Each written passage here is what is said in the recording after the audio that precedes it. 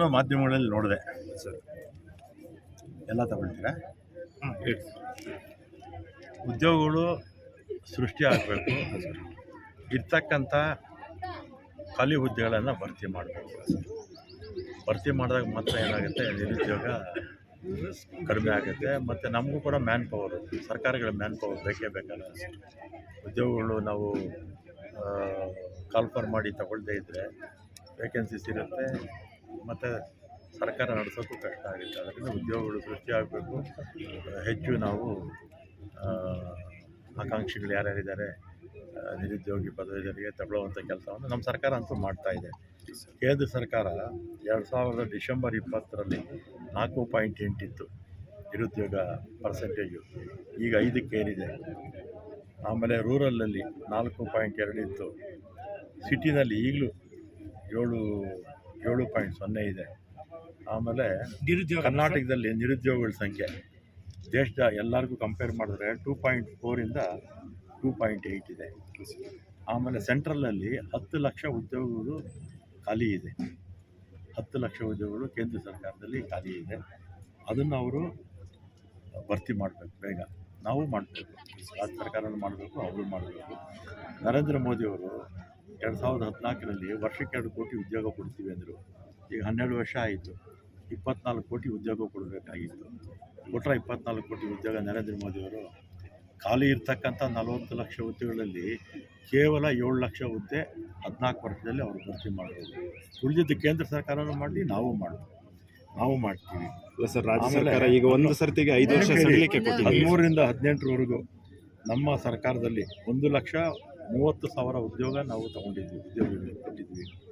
19ರಿಂದ 23ರವರೆಗೂ ಕೂಡ BJP ಸರ್ಕಾರ ಇದ್ದಾಗ ಕೇವಲ 40,000 ಉದ್ಯೋಗಗಳು ಅವಕಾಶ ಸಿಕ್ಕಿತ್ತು.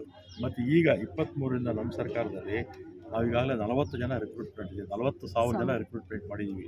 ಇನ್ನೂ 60,000 ಜನಕ್ಕೆ ಹಣಕಾಸು ಇಲಾಖೆ ಅನುಮತಿ ಕೊಟ್ಟಿದೆ. ಇದು ಬಂತಲ್ಲ, ಯಾವುದು ನಮ್ಮ ಒಳ ಮೀಸಲಾತಿಯಿಂದ ಸ್ವಲ್ಪ ನಿಧಾನ ಆಗಿತ್ತು. ಒಟ್ಟು ನಾವು ನಮ್ಮ ಅವಧಿನಲ್ಲಿ 1 ಲಕ್ಷ ಜನಕ್ಕೆ ಉದ್ಯೋಗ ಕೊಡ್ತೀವಿ. ಹಿಂದೆ ನಮ್ಮ ಸರ್ಕಾರ ಇದ್ದಾಗ 13ರಿಂದ 18ರವರೆಗೂ 1,40,000 ಕೊಟ್ಟಿದ್ವಿ. ಆಮೇಲೆ ನಮ್ಮ KSRTC ಒಂದರಲ್ಲೇ 9,000 ಜನ ರಿಕ್ರೂಟ್ಮೆಂಟ್ ಮಾಡಿದ್ವಿ, 1,000 ಜನ ಅನುಕಂಪದ ಆಧಾರದ ಮೇಲೆ ಕೊಟ್ವಿ. ಒಟ್ಟು ನಾವು 10,000 ಜನಕ್ಕೆ ನನ್ನ ಅವಧಿನಲ್ಲಿ ಈ ಅವಧಿನಲ್ಲಿ ನಾನು ಕೊಟ್ಟಿದ್ದೀನಿ. BJPಯವರು 4 ವರ್ಷದಲ್ಲಿ ಕೊಟ್ಟಿದ್ದು ಕೇವಲ 40,000. ಆಮೇಲೆ ಒಟ್ಟು 11 ವರ್ಷದಲ್ಲಿ 12 ಅಂದ್ಕೊಳ್ಳಿ, ಕೇಂದ್ರ ಸರ್ಕಾರದಲ್ಲಿ ಕೊಟ್ಟಿರೋದು 40 ಲಕ್ಷ ಹುದ್ದೆ ಖಾಲಿ ಇದೆ. ಕೇವಲ ಅವ್ರು ಭರ್ತಿ ಮಾಡ್ಕೊಂಡಿರೋದು 7 ಲಕ್ಷ. ಅದಕ್ಕೆ ಇವರು ನಮ್ಮ ಸಿಂಪತಿ ನಮಗೂ ಇದೆ ನೋಡಿ. ನಮ್ಮ ಅಂಕಿ ಸಂಖ್ಯೆನೇ ನಾವು ನಿರುದ್ಯೋಗಗಳ ಪರ ಇದ್ದೀವಿ ಅಂತ ಗೊತ್ತಾಗುತ್ತೆ. ಯಾರು ಅಶೋಕ್ ಅವರು, ಮತ್ತು ಯಾರು ಬೊಮ್ಮಾಯಿ ಅವರು, ಮತ್ತು ವಿಜಯೇಂದ್ರ ಅವರು ಮೊಸಳೆ ಕಣ್ಣೀರು ಸುರಿಸ್ತಾರೆ. ಕೇಂದ್ರ ಸರ್ಕಾರಕ್ಕೆ ಹೇಳಿ ಫಸ್ಟು ಅಲ್ಲಿ ಡೈರೆಕ್ಟ್ ರಿಕ್ರೂಟ್ಮೆಂಟ್ ಮಾಡೋಕ್ಕೆ ಹೇಳಿ, ನಾವು ಮಾಡ್ತೀವಿ. ಸರ್, ವೇಮಗಲ್ಲು, ನರಸಾಪುರ ಮತ್ತು ಇಲ್ಲಿ ನಮ್ಮ ಕಾರ್ಖಾನೆಗಳಾಗ್ತಾ ಇದೆ, ಇಂಡಸ್ಟ್ರಿಯಲ್ ಆಗ್ತಾ ಇದೆ. ನಮ್ಮ ಜಿಲ್ಲೆಗೆ ಹೆಚ್ಚಿನ ಪರ್ಸೆಂಟೇಜು ನಮ್ಮ ಡಿಸ್ಟ್ರಿಕ್ ಅವರು ತಗೊಳ್ಳೋಕ್ಕೆ ಸ್ವಲ್ಪ ಇದು ಮಾಡೋದು ತುಂಬ ನಿರುದ್ಯೋಗಗಳಿದೆ. ಹಾಗಾಗಿ ನಮ್ಮದಲ್ಲೇ ಪ್ರೈವೇಟ್ ಆಪ್ರೇಟರ್ ನಾನೇ ಪ್ರೈವೇಟ್ ಆಪ್ರೇಟರ್ ಆಗಿದೆ, ನಷ್ಟ ಮಾಡ್ತಾರೆ. ಈಗ ಉದಾಹರಣೆಗೆ ಆರೋಗ್ಯ ಇಲಾಖೆ ಜನರಿಗೆ ಆರೋಗ್ಯ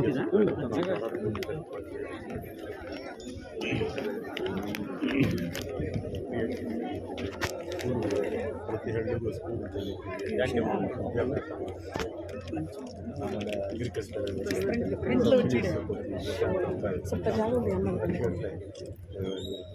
ದೇಶ ಎಲ್ಲ ಸೇರಿದ್ರೆ ಲಕ್ಷಾಂತರ ಕೋಟಿ ಕೊಡ್ತೀವಿ.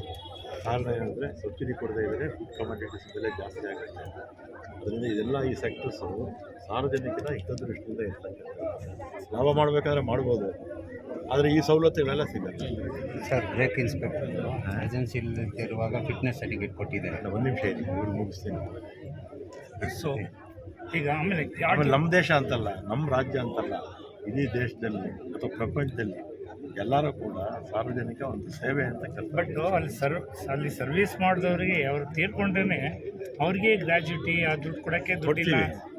ನಾನಿರೋವರೆಗೂ ಕೂಡ ಸಾಲನೇ ಇರಲಿಲ್ಲ 2018ರಲ್ಲಿ ನಾನು ಬಿಟ್ಟಾಗ. ಆಮೇಲೆ ಕರೋನಾ ಸಂದರ್ಭ ಬಂತಲ್ಲ, ಆ ಸಂದರ್ಭದಲ್ಲಿ ಸಾಕಷ್ಟು ನಷ್ಟ ಆಗುತ್ತೆ.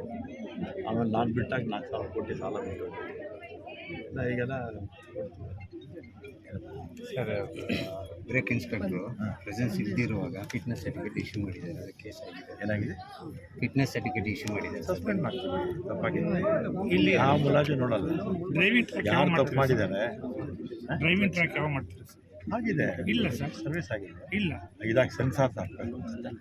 ಸೆನ್ಸಾರ್ ಆಗಿದೆ ಅಮ್ಮ? ಆಗಿದೆ, ಇನ್ನೊಂದು ಸ್ವಲ್ಪ ಕೆಲಸ ಬಾಕಿ. ಸೆನ್ಸಾರ್ಸ್ ಬಾಕಿ ಇದೆ. ಸೆನ್ಸಾರ್ಸ್ ಸರ್ ಈ ಬಸ್ಸುಗಳು ಈಗ ಉದಾಹರಣೆಗೆ ಒಂದು 50,000 ಕಿಲೋಮೀಟರ್ ಓಡಬೇಕಂತ ಇರುತ್ತೆ. ಸೊ ಅದನ್ನು ಮೀರಿ ತುಂಬ ಬಸ್ 15 ವರ್ಷಗಳವರೆಗೂ ಓಡಿಸ್ಬೋದು ಕೇಂದ್ರ ಸರ್ಕಾರದ ನೀತಿ ಪ್ರಕಾರ. ಎಷ್ಟು ಹೇಳಿ? 15 ವರ್ಷದವರೆಗೂ ಬಸ್ ಓಡಿಸ್ಬೋದು. ಪ್ರೈವೇಟ್ ಆಪ್ರೇಟರ್ಸ್ಗೆ ಇನ್ನೂ 5 ವರ್ಷ ಜಾಸ್ತಿ ಕೊಡ್ತಾರೆ. ಫಿಟ್ನೆಸ್ ಕರೆಕ್ಟ್ ಆಗಿದ್ದರೆ ಕಾರು ಎಲ್ಲ ಇರುತ್ತಲ್ಲ, ಕಾರು ಬಸ್ಸು. ನಮ್ಮ ಸರ್ಕಾರಿ ವಾಹನಗಳಾದರೆ 15 ವರ್ಷ, ಖಾಸಗಿ ವಾಹನಗಳಾದರೆ ಇನ್ನೂ 5 ವರ್ಷ ಎಕ್ಸ್ಟ್ರಾ ಕೊಡ್ತಾರೆ. ಇನ್ನೂ 5 ವರ್ಷ ಎಕ್ಸ್ಟ್ರಾ. ಸರ್, ಬಂಗಾರ ತಿರುಪತಿ ದೇವಸ್ಥಾನದಲ್ಲಿ ಕಮಿಟಿ ಆಗಿದೆ, ಕಂಪ್ಲೀಟ್ ಆಗಿಬಿಟ್ಟಿದ್ದಾರೆ. ಪೀರಿಯಡ್ ನೋಟಿಫಿಕೇಶನ್ ಮಾಡಿಸ್ಬೇಕು ಸರ್. ಮಾಡಿದ್ದೀನಿ ನೋಟಿಫಿಕೇಶನ್, ಕಳಿಸ್ತಿದ್ದೀರಿ. ಮನೆ ಆಯ್ತು ನೋಡಿ, ಹನುಮಂತ ಟೆಂಪಲ್ ಆಯಿತು. ಆಯಿತು ಸರ್, ಹಾಕ್ಕೊಳ್ಳಿ ಯಾರು ಅಪ್ಲಿಕೇಶನ್, ಯಾರು ಆಸಕ್ತಿ ಇದೆ. ತಾವು ಪುಟ್ಟಣ್ಣವ್ರ ಜೊತೆ ಬರ್ತಾ ಇದ್ರಿ ಸರ್. ನಾನು ಕರ್ಕೊಂಬರ್ತಾ ಇದ್ದೆ ನಿಮ್ಮನ್ನು ಲಾಸ್ಟ್ ಪೀರಿಯಡಲ್ಲೆಲ್ಲ. ಅಲ್ಲಿ ಬೆಂಗಳೂರಲ್ಲಿ ತಮ್ಮನ ಜೊತೆಲಿ ಬರ್ತಾ ಇದ್ದೆ. ಹೋರಾಟ ಜೊತೆ ಎಲ್ಲ ಪುಟ್ಟಣ್ಣವ್ರ ಜೊತೆ ಇರ್ತಾ ಇದ್ದೆ ಸರ್ ನಾನು ಜಾಸ್ತಿ. ಇನ್ನೇನು ಇದೆಯಾ ಸರ್ ಮತ್ತೆ ಈಗ ಕೂಡ ತುಂಬಾ ಕಷ್ಟದಲ್ಲೇ ತಗೊಂಡಿದ್ದೀವಿ. ಇದು ಸ್ಯಾನಿಟರಿ ಬೋರ್ಡ್ ಜಾಗ, ಇದು ನಗರಸಭೆ ವ್ಯಾಪ್ತಿಗೆ ಬರುವಂಥ ದಿನಗಳಲ್ಲಿ ಶಾಲಾ ಮಕ್ಕಳಿಂದ ರಾಜಕೀಯದ ನಾಯಕರಾಗಿ ಬೆಳೆಯುವಂಥವರಿಗೆ ಇದೇ ಮಣ್ಣಲ್ಲಿ ಹುಟ್ಟಿರುವಂಥ, ಈ ಬಂಗಾರದ ಗಣಿಯಲ್ಲಿ ಹುಟ್ಟಿರುವಂಥ ಮಕ್ಕಳು ಎಷ್ಟು ಉನ್ನತಕ್ಕೆ, ಯಾವ ಮಟ್ಟಕ್ಕೆ ಏರುವಂಥ ಶಕ್ತಿ ಸಾಮರ್ಥ್ಯ ಇದೆ ಅನ್ನುವಂಥ ಜೀವನ ಚರಿತ್ರೆಯನ್ನು ತಿಳಿಲಿ, ಅರ್ಥ ಆಗಬೇಕು ಅನ್ನುವಂಥ ದೂರದೃಷ್ಟಿ ಇಟ್ಕೊಂಡು ನಾವು ಈ ಸ್ಮಾರಕದ ಭೂಮಿ ಪೂಜೆ ಮಾಡಿಸಿದ್ದೀವಿ. ನನ್ನ ಆಸೆ ಆಗಿತ್ತು, ನಾನು ಇವ್ರ ಕಡೆಯಿಂದ ಭೂಮಿ ಪೂಜೆ ಮಾಡಬೇಕನ್ನುವಂಥ ಒಂದು ಸಂಕಲ್ಪ ಮಾಡಿದ್ದೀವಿ. ಅದು ಇವತ್ತು ಈಡೇರಿಸಿದ್ದಾರೆ. ಇದು ಜೀವನದ ಚರಿತ್ರೆಯಲ್ಲಿ ಉಳಿದೋಗುತ್ತೆ. ಇವರಿಂದ ನಾನು ಭಾಳ ಒಳ್ಳೆಯ ಪಾಠಗಳನ್ನು ಕಲ್ತಿದ್ದೀನಿ ಅಂತ ಹೇಳ್ತಾ, ಇದಕ್ಕೆ 25 ಲಕ್ಷ ದುಡ್ಡು ಕಟ್ಟಿದ್ದೀವಿ. ಇದು 2 ಕೋಟಿ ಬೆಲೆ ಬಾಳುತ್ತೆ ಈ ಜಾಗ. ಸ್ಯಾನಿಟರಿ ಬೋರ್ಡ್ದು ಇದು ಸರ್ಕಾರಕ್ಕೆ ದುಡ್ಡು ಕಟ್ಟಿದ್ವಿ. ಇದ್ರ ವ್ಯಾಲ್ಯೂಯೇಷನ್, ಸಬ್ ರಿಜಿಸ್ಟರ್ ವ್ಯಾಲ್ಯೂಯೇಷನ್ 2 ಕೋಟಿ ಹಾಕಿದ್ದಾರೆ. ಅದಕ್ಕೆ ಮೊದಲನೇ ಹಂತದಲ್ಲಿ ಎಷ್ಟು ಅನುದಾನ ಇದ್ರೆ ಅದನ್ನು, ನಮಗೆ ಈಗಿದೆ ಅನುದಾನ, ಅದನ್ನು ಉಪಯೋಗಿಸ್ಕೊಂತೀವಿ. ಬರೋ ಹಂತದಲ್ಲಿ ಇನ್ನೂ ಏನಾದರೂ ಇದನ್ನು ಇನ್ನೂ ಹೆಚ್ಚಿನ ರೀತಿಯಲ್ಲಿ ಅಭಿವೃದ್ಧಿ ಮಾಡಬೇಕು ಅಂತಂದರೆ ಅದು ತದನಂತರ ದಿನಗಳಲ್ಲಿ ಮಾಡ್ಕೊಳ್ಳೋಣ ಅಂತ.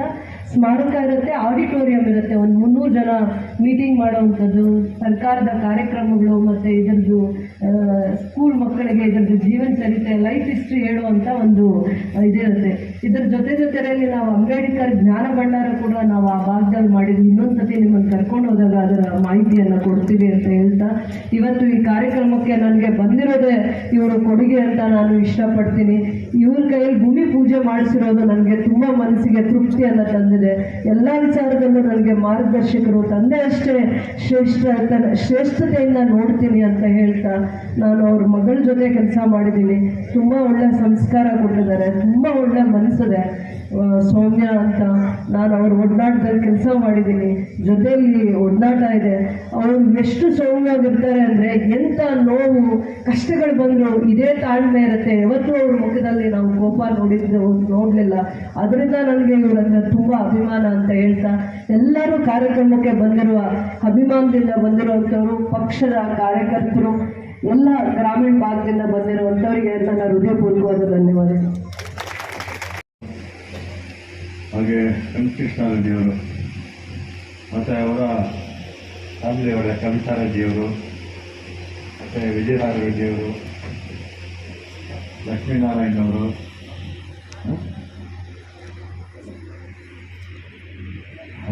ಎಲ್ಲ ಮುಖಂಡರು, ಮತ್ತು ಮುಂದೆ ಹಸಿರಾಗಿರ್ತಕ್ಕಂಥ ಎಲ್ಲ ಈ ಭಾಗದ ಎಲ್ಲ ಹಿರಿಯರು, ಮಾಧ್ಯಮದ ಬಂಧುಗಳು ಮತ್ತು ಇನ್ನಿತರ ಎಲ್ಲ ಆಹ್ವಾನಿತರು. ಇವತ್ತು ಕೆ.ಸಿ. ರೆಡ್ಡಿಯವರ ಸ್ಮರಣಾರ್ಥ ಒಂದು ಭವನವನ್ನು ಇಲ್ಲಿ ಕಟ್ಟೋದಕ್ಕೆ ಗುದ್ಲಿ ಪೂಜೆ ಇವತ್ತು ಆಗಿದೆ. ಮತ್ತು ಕೆ.ಸಿ. ರೆಡ್ಡಿಯವರು ಪ್ರಥಮ ಮುಖ್ಯಮಂತ್ರಿ, 47ರಿಂದ 52ರವರೆಗೂ ಕೂಡ ಮುಖ್ಯಮಂತ್ರಿ ಆಗಿದ್ದರು. ಆಮೇಲೆ ವಿಧಾನಸೌಧಕ್ಕೆ ಫೌಂಡೇಶನ್ ಹಾಕಿದ್ದವ್ರೆ. ಈ ಕಡೆ ನಮ್ಮ ಹೈಕೋರ್ಟ್ ಗೇಟ್ ಕಡೆ ನೆಹರೂರವರು, ಅವರಿಬ್ಬರು ಹೆಸರು ಈಗಲೂ ಇದೆ. ನೆಹರೂರವರು ಮತ್ತು ಶಂಕುಸ್ಥಾಪನೆ ನೆಹರೂರವರು ಮಾಡಿದ್ರು, ಕೆ.ಸಿ. ರೆಡ್ಡಿಯವರು ಜೊತೆಲಿದ್ದರು. ಆಮೇಲೆ ಅವರು ಚಿತ್ರರಾಗಿದ್ದರು.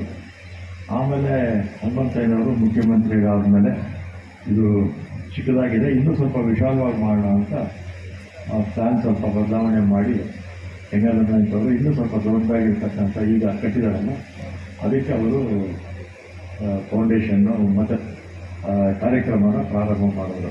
ಅದರಿಂದ ಕೆ.ಸಿ. ರೆಡ್ಡಿಯವರು ಮತ್ತು ಹನುಮಂತಯ್ಯನವರು ಇಬ್ಬರು ವಿಧಾನಸೌಧ ಬರೋದಕ್ಕೆ ಕಾರಣಕರ್ತರು ಅಂತ ನಾನು ಈ ಸಂದರ್ಭದಲ್ಲಿ ಹೇಳಿ, ಮತ್ತು ನಾವು ಅವರು ಲೋಕಸಭಾ ಸದಸ್ಯರಾಗಿ, ರಾಜ್ಯಸಭಾ ಸದಸ್ಯರಾಗಿ, ಮತ್ತು ಅಲ್ಲಿ ಕೇಂದ್ರದಲ್ಲಿ ಮಂತ್ರಿ ಆಗಿದ್ದರು. ಕೇಂದ್ರದಲ್ಲಿ ಉಕ್ಕು ಮತ್ತು ಇಂಡಸ್ಟ್ರೀಸ್ ಮಿನಿಸ್ಟರ್ ಆಗಿದ್ದರು. ಆಗ ನೆಹರೂರವರಿಗೆ ಭಾಳ ಆತ್ಮೀಯರು.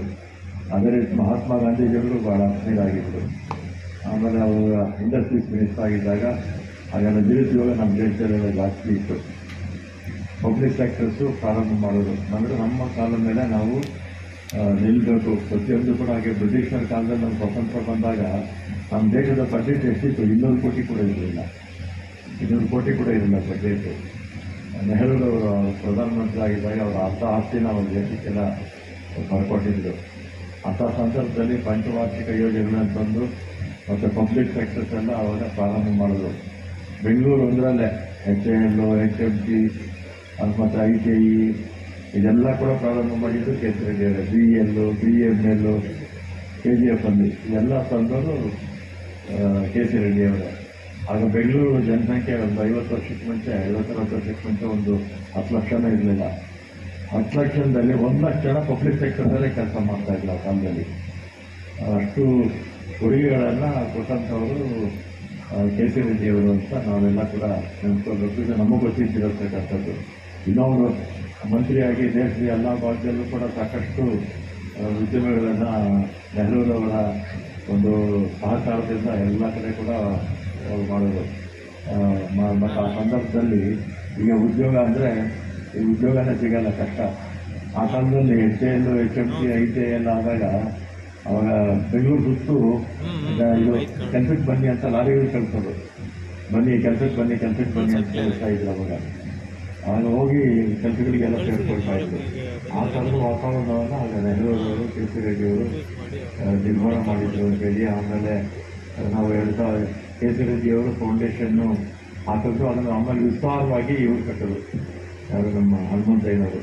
ಕೆ.ಸಿ. ರೆಡ್ಡಿಯವರ ಪ್ರಥಮ ಮುಖ್ಯಮಂತ್ರಿ ಸ್ಟ್ಯಾಚ್ಯೂ ಇಡಬೇಕು ಅಂತ ನಾವು 2017ರಲ್ಲಿ ನಮ್ಮ ರೆಡ್ಡಿ ಜನಾಂಗದ ಒಂದು ಸಮಾವೇಶ ಆಯಿತು ಪ್ಯಾಲೇಸಲ್ಲಿ. ಅದು ಒಂದು 4-5 ಲಕ್ಷ ಜನ ಬಂದಿದ್ದರು ಎಲ್ಲ ರಾಜ್ಯದ ಎಲ್ಲ ಭಾಗದಿಂದ. ಅವತ್ತು ಮುಖ್ಯಮಂತ್ರಿಗಳು ಸಿದ್ದರಾಮಯ್ಯವ್ರಿಗೆ ಹೇಳಿದಾಗ ಅವರು ತಕ್ಷಣ ಆದೇಶ ಕೊಟ್ಟರು. 2018ರಲ್ಲಿ ನಮ್ಮ ಸರ್ಕಾರ ನಮ್ಮ ಅವಧಿ ಮುಗಿಯೋಕ್ಕೆ ಮುಂಚೆನೇ ಹೆಂಗೆ ಅನ್ನುವಂಥ ಇದು ಹನುಮಂತಯ್ಯವ್ರದ್ದು ಫ್ರಂಟಲ್ಲಿದೆ, ಇವ್ರದ್ದು ಲೆಫ್ಟಲ್ಲಿ ಮೊದಲೇ ಅದು ಕೆ.ಸಿ. ರೆಡ್ಡಿಯವರ ಪುತ್ಥಳಿ ಅನಾವರಣ ಕೂಡ ಆಯಿತು. ಮತ್ತು ಆ ಸಂದರ್ಭದಲ್ಲಿ ಚಾತಂಬಳ್ಳಿ ಹತ್ರ ಜಾಗನೂ ಕೊಟ್ಟರು. ಆಮೇಲೆ 2 ಕೋಟಿ ಹಣನೂ ಕೂಡ ಕೊಟ್ಟಿದ್ದರು. ಅದು ರೂಪ ಅವರು ಭಾಳ ಪ್ರಯತ್ನ ಮಾಡಿದ್ರು. ಯಾಕೆ ಅದು ಸ್ವಲ್ಪ ಮುಂದಕ್ಕೆ ಅದನ್ನು ಮಾಡ್ತಾರೆ.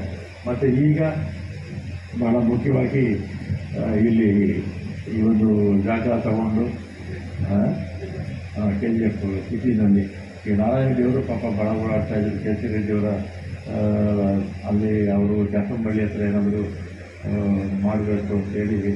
ಮತ್ತು ಕೆ.ಸಿ. ರೆಡ್ಡಿಯವರು ಯಾವುದೇ ವಿಚಾರ ಬಂದರೂ ಕೂಡ ನಾರಾಯಣ ದೇವರು ಭಾಳ ಆಸಕ್ತಿಯಿಂದ ಮಾಡ್ತಾಯಿದ್ರು. ಮತ್ತು ಇಲ್ಲಿ ಇವತ್ತು ಈ ಸ್ಮಾರಕ ಆಗೋದಕ್ಕೆ ಮತ್ತು ಇದಕ್ಕೇನು ಹಣ ಸ್ಯಾಂಕ್ಷನ್ ಆಗಿದೆ, ಈ ಜಾಗ ಸ್ಯಾಂಕ್ಷನ್ ಆಗಿದೆ, ಮತ್ತು ಕೆ.ಸಿ. ರೆಡ್ಡಿಯವರ ಈ ಒಂದು ಸ್ಮಾರಕ ಆಗಬೇಕಾಗಿದ್ರೆ ಇದಕ್ಕೆಲ್ಲ ಕಾರಣ ಯಾರಂದರೆ ಒಬ್ಬರು ಕಾರಣ ಶ್ರೀಮತಿ ರೂಪ ಅವರು. ಕೆ.ಎಚ್. ಮುನಿಯಪ್ಪ ಅವರಿಗೂ ಇವರು ಕೆ.ಎಚ್. ಮುನಿಯಪ್ಪ ಅವ್ರಿಗೂ ಹಿಂದೆ ಸ್ಟ್ಯಾಚ್ಯೂ ಮಾಡೋವಾಗ ಮತ್ತು ಆ ಜಾಗ ಕೊಟ್ಟವಾಗ ನಾವು ಅಲ್ಲಿ ಚಾತಂಬಳ್ಳಿ ಹತ್ರ ಅವಾಗೆಲ್ಲ ಕೆ.ಎಚ್. ಮುನಿಯಪ್ಪ ಅವರು ಸಪೋರ್ಟ್ ಮಾಡಿದ್ರು. ಈಗ ಇದಾಗೋದಕ್ಕೆ ಶ್ರೀಮತಿ ರೂಪ ಅವರು ಕಾರಣ ಅಂತ ನಾನು ಈ ಸಂದರ್ಭದಲ್ಲಿ ಹೇಳಿ ಇದನ್ನೆಲ್ಲ ಕೂಡ ಕೆ.ಸಿ. ರೆಡ್ಡಿಯವರ ಅಭಿಮಾನಿಗಳು ಮತ್ತು KGF ಅಲ್ಲಿ ಇರ್ತಕ್ಕಂಥವರು ವಿಶೇಷವಾಗಿ ನಮ್ಮ ಸಮಾಜದ ಜನ ಯಾವತ್ತೂ ಕೂಡ ಇದನ್ನು ನೀವು ಜ್ಞಾಪಕ ಇಟ್ಕೋಬೇಕು ಅಂತ ನಾನು ಈ ಸಂದರ್ಭದಲ್ಲಿ ನಿಮ್ಮೆಲ್ಲರ ಪರವಾಗಿ ಇವತ್ತು ರೂಪ ಅವರಿಗೆ ಅಭಿನಂದನೆಯನ್ನು ಸಲ್ಲಿಸಿ ಈಗ 3 ಕೋಟಿ ಪ್ಲ್ಯಾನ್ ಮಾಡಿದ್ದಾರೆ. ಮುಂದಕ್ಕೆ ಇನ್ನೂ ಹೆಚ್ಚಾಗ್ಬೋದು. ಆ ಸಂದರ್ಭದಲ್ಲಿ ಸರ್ಕಾರ ಮತ್ತು ನಾವೆಲ್ಲ ಕೂಡ ಹಣ ಒದಗಿಸೋದಕ್ಕೆ ಖಂಡಿತ ಪ್ರಯತ್ನ ಮಾಡ್ತೀವಿ ಅಂತೇಳಿ. ಮತ್ತು ದೇವಸ್ಥಾನದಲ್ಲಿ ಲಕ್ಷ್ಮೀ ನರಸಿಂಹ ದೇವಸ್ಥಾನ ಅಂದರೆ ನಮ್ಮ ಅಲ್ಲಿ ಗೋಪುರಕ್ಕೆ ಎಷ್ಟು ಕೋಟಿಗಮ್ಮ 5 ಕೋಟಿ. ಆಮೇಲೆ ಬಂದು ನನ್ನ ಹತ್ರ ಒಂದು 4-5 ಸರಿ ಬಂದಿದ್ದರು, ಬಂದು ಸ್ಯಾಂಕ್ಷನ್ ಮಾಡಿಕೊಂಡ್ರು. ಮತ್ತು ಚೌಟ್ರಿ ಕೂಡ ಒಂದು ಹಾಕಬೇಕು ಅಂತೇಳಿ ಅದಕ್ಕೂ ಸ್ಯಾಂಕ್ಷನ್ ಮಾಡ್ಕೊಂಡಿದ್ದಾರೆ. ಅದೆಲ್ಲ ಕೂಡ ಮುಂದಕ್ಕೆ ಅದರ ಉದ್ಘಾಟನೆ ಆಗುತ್ತೆ ಅಂತೇಳಿ ಎಲ್ರಿಗೂ ಬಂದಿದ್ದಕ್ಕೆ ರೋಜ್ ಗೊಬ್ಬರ ಆಗ್ತಾಯಿದೆ, ಚೌಟ್ರಿ ಆಗಬೇಕು. ಮತ್ತು ಇನ್ನೊಂದು ದೇವಸ್ಥಾನಕ್ಕೂ ಗ್ರ್ಯಾಂಟ್ ತಗೊಂಡಿಲ್ಲ, ಬಂಗಾರಪೇಟೆ ಅದರಲ್ಲೂ ತಗೊಂಡಿದ್ದಾರೆ. ಮತ್ತು ಇನ್ನು ವೇದಿಕೆ ಮೇಲ್ಪಟ್ಟಂತೆ ಎಲ್ಲ ಆರ್ ಟಿ ಒ ಆಫೀಸು, ಮೊದಲು ಚಿಕ್ಕದಾಗಿತ್ತು ಆರ್ ಟಿ ಒ ಆಫೀಸು, ಈಗ ದೊಡ್ಡದಾಗಿ ಆರ್ ಟಿ ಒ ಆಫೀಸು 5 ಎಕರೆ ಜಾಗದಲ್ಲಿ ಆರ್ ಟಿ ಒ ಮತ್ತು 5 ಡ್ರೈವಿಂಗ್ ಟೆಸ್ಟ್ ಇದೆಲ್ಲ ಇದಕ್ಕೆ ಹೋಗಬೇಕಾಗಿತ್ತು ಕೋಲಾರಿಗೆ. ಅದು ನಮ್ಮ ಇಲ್ಲೇ ಡ್ರೈವಿಂಗ್ ಟೆಸ್ಟ್ ಮಾಡಿ ಇಲ್ಲೇ ಮಾಡ್ಕೋಬೋದು. ಆರ್ ಟಿ ಒ ಕಚೇರಿ ಕೂಡ ಆಗಿದೆ. ಮತ್ತು ಎಲ್ಲ ಇಷ್ಟೇ ಅಂತಲ್ಲ, ಕ್ಷೇತ್ರದಲ್ಲಿ ಏನೇ ಕೆಲಸ ಕಾರ್ಯಗಳಿದ್ದರೂ ಕೂಡ ಅಭಿವೃದ್ಧಿ ಕಾರ್ಯದಲ್ಲಿ ಶ್ರೀಮತಿ ರೂಪ ಅವರು ಯಾವತ್ತೂ ಕೂಡ ಮುಂದೆ ಇರ್ತಾರೆ ಅಂತ ನಾನು ಈ ಸಂದರ್ಭದಲ್ಲಿ ಇನ್ನೊಮ್ಮೆ ವೇದಿಕೆ ಮೇಲೆ ಇರ್ತಕ್ಕಂಥ ಪರವಾಗಿ, ನಿಮ್ಮ ಪರವಾಗಿ, ಕೆ ಸಿ ರೆಡ್ಡಿ ಅವರ ಅಭಿಮಾನಿಗಳು, ಅವರ ಬಂಧುಗಳ ಪರವಾಗಿ ಅವರಿಗೆ ಅಭಿನಂದನೆಗಳನ್ನು ಸಲ್ಲಿಸ್ತೀನಿ. ಇರ್ತಕ್ಕಂಥ ಮಂತ್ರಿಗಳಾದ ಶ್ರೀಮಾನ್ ರಾಮಲಿಂಗಾರೆಡ್ಡಿಯವರೇ, ನಮ್ಮ ಈ ಭಾಗದ ಪ್ರೀತಿ ಪಾತ್ರರಾದ MLA, ಡಾಕ್ಟರ್ MLA, ಇಂಜೆಕ್ಷನ್ ಕೊಡೋ MLA ಅಲ್ಲ, ಡಾಕ್ಟರ್ ಆಫ್ ಫಿಲಾಸಫಿ, ಅವರು ನೇತೃತ್ವದಲ್ಲಿ ಈ ಕಾರ್ಯಕ್ರಮ ನಡೀತದೆ. ಹಿರಿಯ ಗಣ್ಯರೆಲ್ಲ ವೇದಿಕೆಯಲ್ಲಿದ್ದಾರೆ. ಅವರನ್ನು ಉದ್ದೇಶಿಸಿ, ತಮ್ಮನ್ನು ಉದ್ದೇಶಿಸಿ, ಅಕ್ಕ ತಂಗಿಯರ, ಅಣ್ಣ ತಮ್ಮಂದಿರೇ, ಇವತ್ತಿನ ದಿವಸ ಅದೇನೋ ಗೊತ್ತಿಲ್ಲ, ಭಾಳ ಒಳ್ಳೆಯ ದಿವಸ ಅಂತ ಕಾಣುತ್ತೆ. ವಿಪರೀತ ಮದುವೆಗಳು, ವಿಪರೀತ ಫಂಕ್ಷನ್ಸು, ಇನ್ನೊಂದು ಅಂತ ಒಂದು ದಿವಸ ನಮ್ಮ ಕೆ ಸಿ ರೆಡ್ಡಿಯವರ ತಾತ ಮುತ್ತಾತ ಕಟ್ಟಿರ್ತಕ್ಕಂಥ ದೇವಸ್ಥಾನದಲ್ಲಿ ಇವತ್ತು ಸಂಪೃಷ್ಟಿನೇ ನಡೀತಾ ಇದೆ. ವಿಮಾನ ಗೋಪುರ ನನಗೂ MLA ಅವರಿಗೆ ಕಾಂಪಿಟೀಷನು. ಅವರು ಇಲ್ಲಿ ಲಕ್ಷ್ಮೀ ವೆಂಕಟರಮಣ ಸ್ವಾಮಿ ಹತ್ರ ಫೌಂಡೇಶನ್ ಹಾಕಿದ್ರು ವಿಮಾನ ಗೋಪುರ, ನಾನು ಅಲ್ಲಿ ಹಾಕಿದೆ. ಅಲ್ಲಿ ಮುಗಿಸ್ಬಿಟ್ಟೆ ನಾನು 4 ತಿಂಗಳಲ್ಲಿ. ಇವ್ರದ್ದೇನೋ ಪೆಂಡಿಂಗ್ ಇದೆ ಮೇಡಮ್ದು. ಆ ಥರ ನಮ್ಮದು ಕಾಂಪಿಟೀಷನು ಡೆವಲಪ್ಮೆಂಟ್ನಲ್ಲಿ. ಈಗ ಅಲ್ಲಿ ಪುರೋಹಿತರು ಒಂದು 15 ಜನ ಕಾದು ನನಗೆ ಕಾಯ್ತಾ ಇದ್ದಾರೆ. ಅದು ನಮ್ಮ ತಾತ ಕಟ್ಟಿಸಿರೋ ದೇವಸ್ಥಾನ. ತಿರ್ಗಾ ಇವತ್ತೇ ನಮ್ಮ ಸಮುದಾಯದ ಲಕ್ಷ್ಮೀ ನರಸಿಂಹಸ್ವಾಮಿ ದೇವಸ್ಥಾನದಲ್ಲಿ ಪೂಜೆ ಶುರುವಾಗ್ತಾ ಇದೆ. ಅದಕ್ಕೋಸ್ಕರ ತಾವೆಲ್ಲ ಚೆನ್ನಾಗಿರಬೇಕು ಅಂತೇಳಿ. ಕೆ ಸಿ ರೆಡ್ಡಿಯವರ ಬಗ್ಗೆ ಮಾತಾಡಬೇಕಾದ್ರೆ, ಅವರು ಈ KGF ಟೌನ್ನವರೇ, ಕ್ಯಾಸಂಬಳ್ಳಿಯಲ್ಲಿ ಬಾರ್ಡರ್ನಲ್ಲಿ ಹುಟ್ಟಿದವರು. ಅವರು ಈ 7ನೇ ಕ್ಲಾಸ್ವರೆಗೂ ಲಾರೆನ್ಸ್ ಹೈಸ್ಕೂಲ್ನಲ್ಲಿ ಓದಿದರು. ಅವರ ಜೀವನ ಆ್ಯಸ್ ಎ ಲೇಬರ್ ಲೀಡರ್ ಆಗಿ ಪಾಲಿಟಿಷಿಯನ್ಗೆ ಎಂಟರ್ ಆದರು. ಆ ಟೈಮ್ನಲ್ಲಿ ಇಲ್ಲಿ ಕಮ್ಯುನಿಸ್ಟು ಆಲ್ವೇ ಇತ್ತು. SS ವಾಹನ್, ಸುಬ್ರಹ್ಮಣ್ಯ, ಬೈರಾರೆಡ್ಡಿ ಇವರೆಲ್ಲ ಕಮ್ಯುನಿಸ್ಟ್ ಆವಾಗ. ಆ KGF ಟೈಮ್ ಆವಾಗ KGF ಪಾಲಿಟಿಕ್ಸು ಕಮ್ಯುನಿಸ್ಟ್ ಇತ್ತು. ಆ ಟೈಮ್ದಲ್ಲಿ ಇವರು ಅವ್ರ ಜೊತೆಯಲ್ಲೇ ಕಮ್ಯುನಿಸ್ಟ್ ಪಾಲಿಸಿಗಳನ್ನು ಕಲ್ತ್ಕೊಂಡು, ಇನ್ನೊಂದು ಕಲ್ತ್ಕೊಂಡು ಅವರು ಕಾಂಗ್ರೆಸ್ ಲೀಡರ್ ಆದರು. ಅದರ ಜೀವನ ಚರಿತ್ರೆ ಜಾಸ್ತಿ ಇದೆ. ಅದನ್ನೆಲ್ಲ ಹೇಳೋದಕ್ಕೆ ಇನ್ನೊಂದು ವೇದಿಕೆಯನ್ನು ನಮ್ಮ ಶಾಸಕರು ಕೊಟ್ಟರೆ ನಾನು ಹೇಳ್ತಾ ಇದ್ದೀನಿ ಅವರಿಗೆ, ಒಂದು ಸೆಮಿನಾರ್ ಅಂತ ಇಟ್ಟಿವಿ, ಆ ದಿವಸ ಮಾತಾಡೋಣ, ಎಲ್ಲ ತಿಳ್ಕೊಳ್ಳೋಣ ಅಂತ ಹೇಳಿ. ಆಮೇಲೆ ದಯವಿಟ್ಟು ನನಗೆ ಕ್ಷಮಿಸಿದರೆ, ಯಾಕೆಂದರೆ ಈಗ ಆಲ್ರೆಡಿ ನಮ್ಮ ತಾತ ಕೆ ಸಿ ರೆಡ್ಡಿ, ನಮ್ಮ ತಂದೆ ಅಲ್ಲಿ ಕಾಯ್ತಾ ಇದ್ದಾರೆ ದೇವಸ್ಥಾನದಲ್ಲಿ. ನಾನು ಹೋಗಬೇಕು, ಆ ಕಾರ್ಯವನ್ನು ನಾನು ಮುಗಿಸ್ಬೇಕು.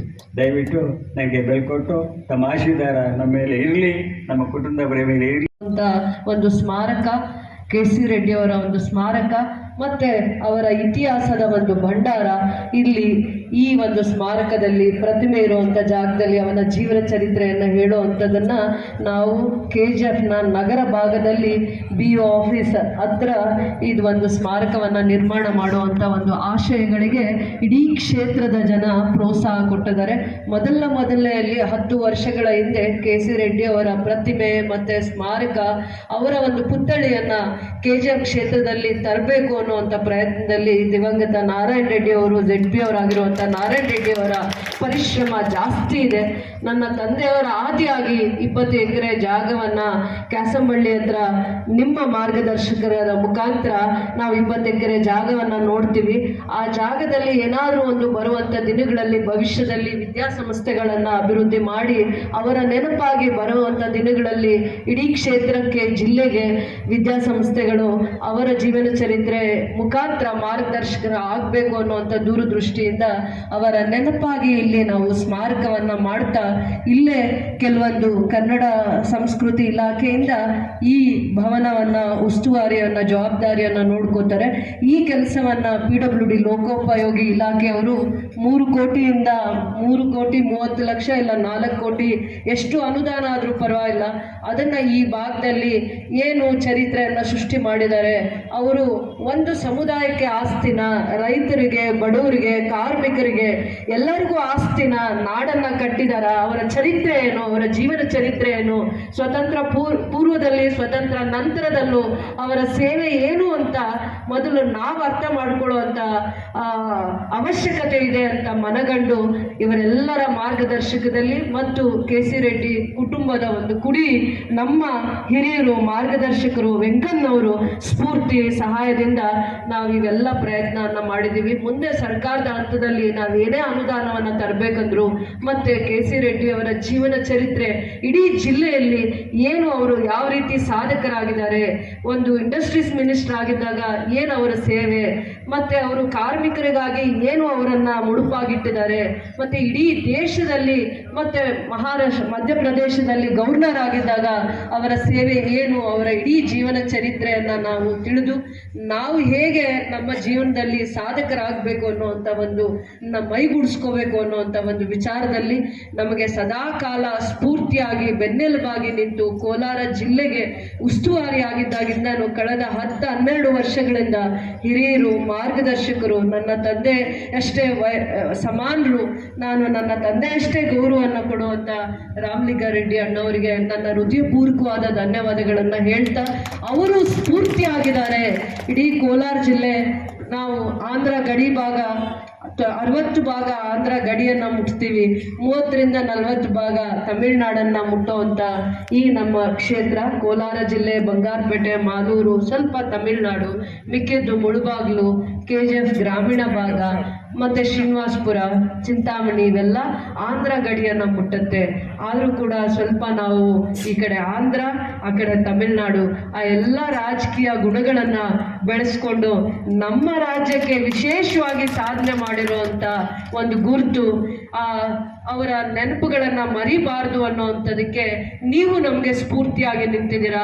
ರಾಜ್ಯ ಸರ್ಕಾರ ಯಾರೇ ಇದ್ದಾಗೂ ಕೂಡ ನಮ್ಮ ಧ್ವನಿಯಾಗಿ ನಿಂತು ನಮ್ಮ ಜಿಲ್ಲೆಯ ಎಲ್ಲ ಕಷ್ಟ ಸುಖಗಳನ್ನು ನೀವು ಸ್ಪಂದಿಸುವಂಥ ಪ್ರಯತ್ನಕರಾಗಿದ್ದೀರಾ. ಯಾವತ್ತೂ ಕೂಡ ನೀವು ಮಾಧ್ಯಮದ ಮುಂದೆ ಬಂದು ಗಟ್ಟಿಯಾಗಿ ನಾನು ಇಂಥ ಕೆಲಸ ಮಾಡಿದ್ದೀನಿ, ಹರಿಸಿದ್ದೀನಿ, ಈ ಜಿಲ್ಲೆಗೆ ಇಂಥ ಎಲ್ಲ ಸಹಾಯನೂ ತಂದಿದ್ದೀನಿ ಅಂತ ಯಾವತ್ತೂ ಕೂಡ ನೀವು ಯಾರ ಮುಂದೆನೂ ಹೇಳ್ಕೊಳ್ಳಲಿಲ್ಲ. ಅಂಥ ಸರಳ ಸಜ್ಜನಿಕೆಯಿಂದ ಇವತ್ತು KGF ಕ್ಷೇತ್ರದಲ್ಲಿ ನೀವು ದೇವರ ದರ್ಶನ ಮಾಡಲಿಕ್ಕೋಸ್ಕರ ಶ್ರೀ ಪ್ರಸನ್ನ ವೆಂಕಟರಮಣ ಸ್ವಾಮಿ ದೇವಸ್ಥಾನಕ್ಕೆ ಬಹಳ ವರ್ಷಗಳಿಂದ ಪದ್ಧತಿ ಪ್ರಕಾರ ನೀವು ದೇವರ ದರ್ಶನವನ್ನು ಇವತ್ತು ಪಡಿತೀರಾ. ಅದು ನೀವು ಬಹಳ ವರ್ಷಗಳಿಂದ ರೂಢಿ ಇಟ್ಕೊಂಡು ಬಂದಿದ್ದೀರಾ. ಇವತ್ತು ವಿಶೇಷವಾಗಿ ಏನು ಮುಜರಾ ಇಲಾಖೆಯಿಂದ ದೇವರ ರಾಜಗೋಪುರ ನಡೀತಾ ಇದೆ. ಬರುವಂಥ ದಿನಗಳಲ್ಲಿ ಅಲ್ಲಿಯೇ 4.5 ಕೋಟಿಯಿಂದ 5 ಕೋಟಿ ಅನುದಾನದಲ್ಲಿ ಚೌಲ್ಟ್ರಿಯನ್ನು ಕಟ್ತೀವಿ ಬಡವರಿಗೆ.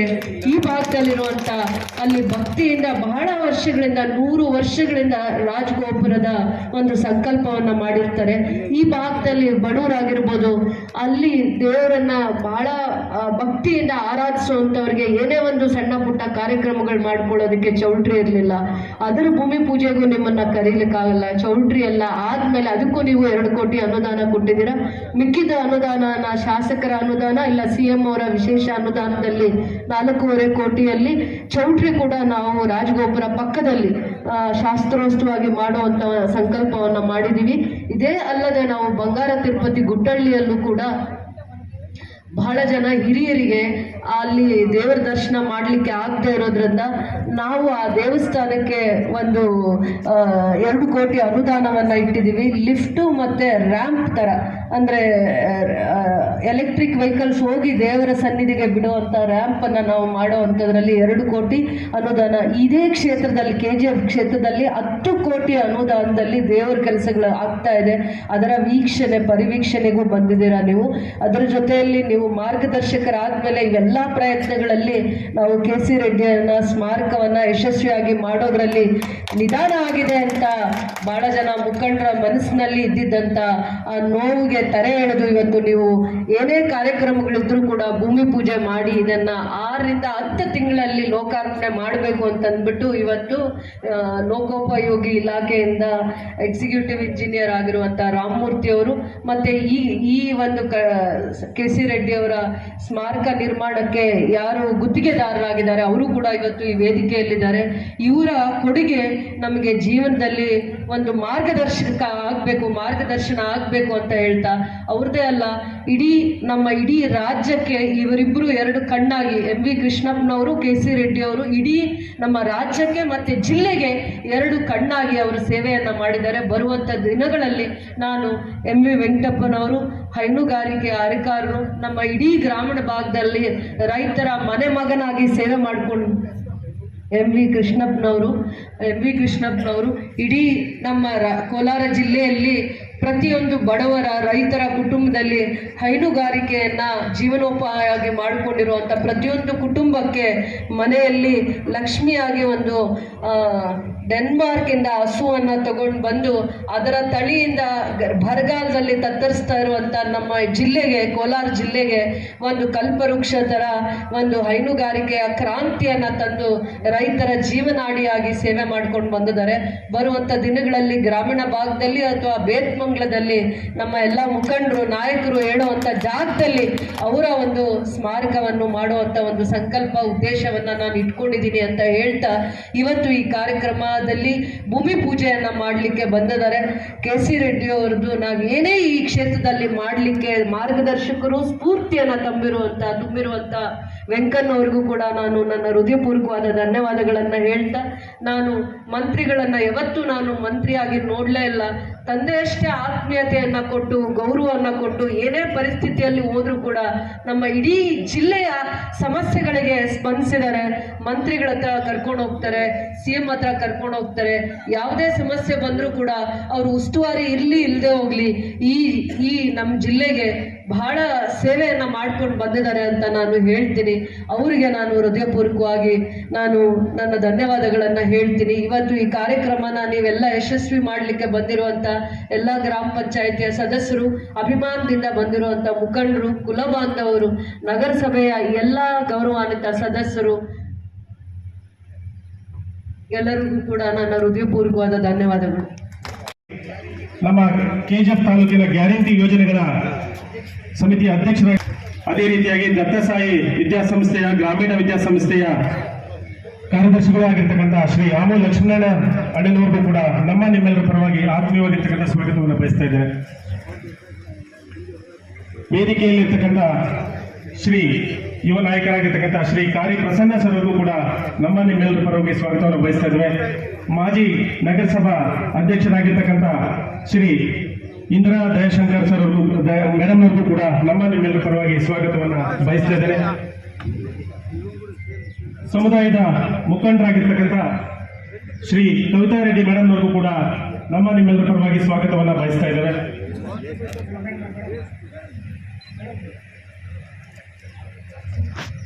ಮಾಜಿ ನಗರಸಭಾ ಸದಸ್ಯರು, ಹಿರಿಯರು ಮತ್ತೆ ಕೂಡ ಮಾಜಿ ಅಧ್ಯಕ್ಷರು ಆಗಿರ್ತಕ್ಕಂಥ ಜೈಪಾಲ್ ಅವ್ರಿಗೂ ಕೂಡ ಆತ್ಮೀಯವಾಗಿರ್ತಕ್ಕಂಥ ಸ್ವಾಗತವನ್ನು ಬಯಸ್ತಾ ಇದ್ದೇವೆ. ಅದೇ ರೀತಿಯಾಗಿ ಬೆನ್ವಾರದ ಮುಖಂಡರಾಗಿರ್ತಕ್ಕಂಥ ಶ್ವೇತಾ ವಿದ್ಯಾಸಂಸ್ಥೆಯ ಮುಖ್ಯಸ್ಥರಾಗಿರ್ತಕ್ಕಂಥ ವೆಂಕಟೇಶ್ ಅವ್ರಿಗೂ ಕೂಡ ಆತ್ಮೀಯವಾಗಿರ್ತಕ್ಕಂಥ ಸ್ವಾಗತವನ್ನು ಬಯಸ್ತಾ ಇದ್ದೇವೆ. ವೇದಿಕೆಯಲ್ಲಿರ್ತಕ್ಕಂಥ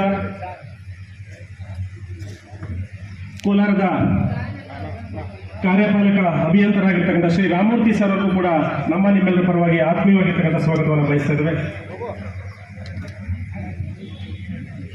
ಹಿರಿಯರು, ಮುಖಂಡರು, ಖ್ಯಾತ ವಕೀಲರಾಗಿರ್ತಕ್ಕಂಥ ಶ್ರೀ ಪದ್ಮನಾಭ ರೆಡ್ಡಿ ಸರ್ ಅವರಿಗೂ ಕೂಡ ಈ ಒಂದು ಕಾರ್ಯಕ್ರಮಕ್ಕೆ ಆತ್ಮೀಯ ಸ್ವಾಗತವನ್ನು ಬಯಸ್ತಾ ಇದ್ದೇನೆ.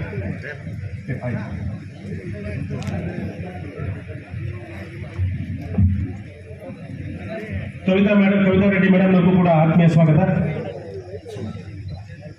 ಹಿರಿಯರು ಮುಖಂಡರು, ಬೇತಮಂಗಲದ ಮುಖಂಡರು ಆಗಿ ವೇದಿಕೆ ಮೇಲೆ ಆಸೀನ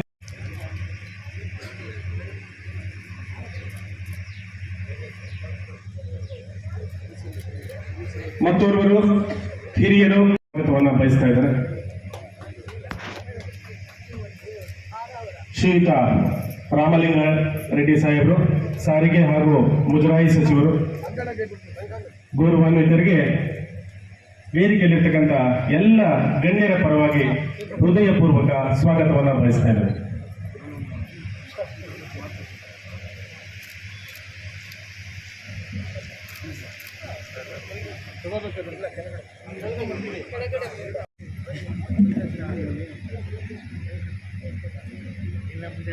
ಗೌರವಾನ್ವಿತ ಶ್ರೀ ರಾಮಲಿಂಗಾರೆಡ್ಡಿ ಸರ್ ಅವರು ಆತ್ಮೀಯವಾಗಿ ಅವರ ಅಮೃತ ಹಸ್ತದಿಂದ ಈ ಒಂದು ಜ್ಯೋತಿಯನ್ನು ಬೆಳೆಸ್ತಾ ಇದ್ದಾರೆ. ಅವರೊಂದಿಗೆ ನಮ್ಮ ಜನಪ್ರಿಯ ನೆಚ್ಚಿನ ಶಾಸಕರು ಮತ್ತಿತರ ಎಲ್ಲ ಗಣ್ಯರು ಕೂಡ ಈ ಒಂದು ಕಾರ್ಯಕ್ರಮದಲ್ಲಿ ಭಾಗಿಯಾಗಿದ್ದಾರೆ.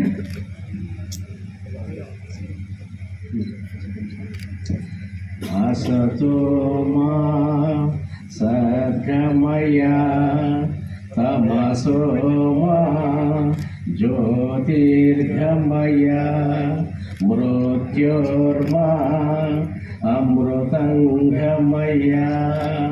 ಓಂ ಶಾಂತಿ ಶಾಂತಿ. ಮಾಡಿರುವಂಥ ಇಡೀ ನಾಡಿಗೆ, ರಾಜ್ಯಕ್ಕೆ, ರಾಷ್ಟ್ರಕ್ಕೆ ಆಸ್ತಿಯಾಗಿ ತನ್ನ ಜೀವನವನ್ನೇ ಸ್ವತಂತ್ರ ಹೋರಾಟ, ಸ್ವತಂತ್ರ ಪೂರ್ವದಲ್ಲಿ ಹೋರಾಟರಾಗಿ ಸ್ವತಂತ್ರಕ್ಕೆ ತಮ್ಮ ಜೀವನವನ್ನು, ಸ್ವತಂತ್ರ ನಂತರ ಕರ್ನಾಟಕ ರಾಜ್ಯದ ಮೊದಲನೇ ಮುಖ್ಯಮಂತ್ರಿಯಾಗಿ ಕ್ಯಾಸಮಳ್ಳಿ ಹೋಬಳಿಯ KC ರೆಡ್ಡಿಯವರನ್ನು ಜನ ಇದೇ ಕ್ಷೇತ್ರದಲ್ಲಿ ಹುಟ್ಟಿರುವಂಥವರು ಅನ್ನುವಂಥ ಒಂದು ಅಭಿಮಾನ, ಗೌರವವನ್ನು ನಾವೆಲ್ಲ ಮೈಗೂಡಿಸ್ಕೊಳ್ಳಿ ಅಂತ ಅಂದ್ಬಿಟ್ಟು ಇವತ್ತು ಇಲ್ಲಿ ಬಹಳ ಜವಾಬ್ದಾರಿ ಸ್ಥಾನಗಳನ್ನು ಅಲಂಕರಿಸಿ ಯಾವತ್ತೂ ಕೂಡ ಸರಳ ಸಜ್ಜನಿಕೆಗೆ ಹೆಸರಾಗಿರುವಂಥವ್ರು.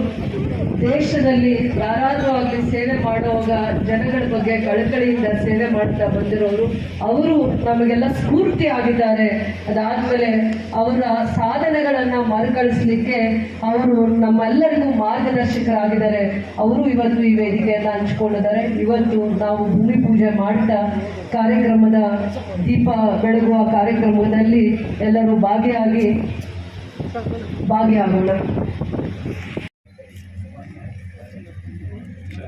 जय भारत जननीय तनुजाते, जय हे कर्नाटक माते, जय सुंदर नदी वनगलनाडे, जय हे रस ऋषिगल बीरे.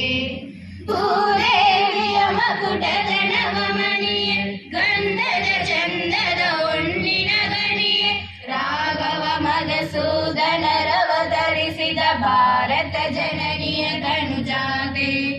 ಜನ